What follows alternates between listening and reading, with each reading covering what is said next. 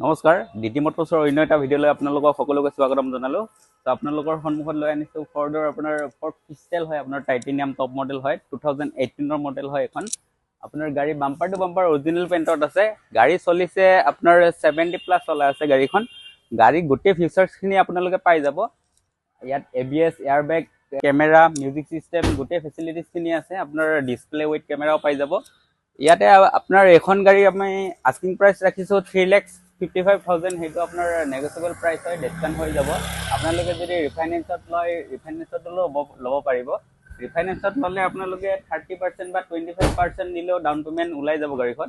আপোনালোকে চাই লওক, গাড়ীখন A1 কণ্ডিশ্যনত আছে, বাম্পাৰ টু বাম্পাৰ অৰিজিনেল পেইণ্টত। তো আমাৰ ডিলাৰত আহক, ভিজিট কৰক। আপোনালোকে স্ক্ৰীণত আহি থকা কণ্টেক্ট নম্বৰত আমাক কণ্টেক্ট কৰি আহিব পাৰে।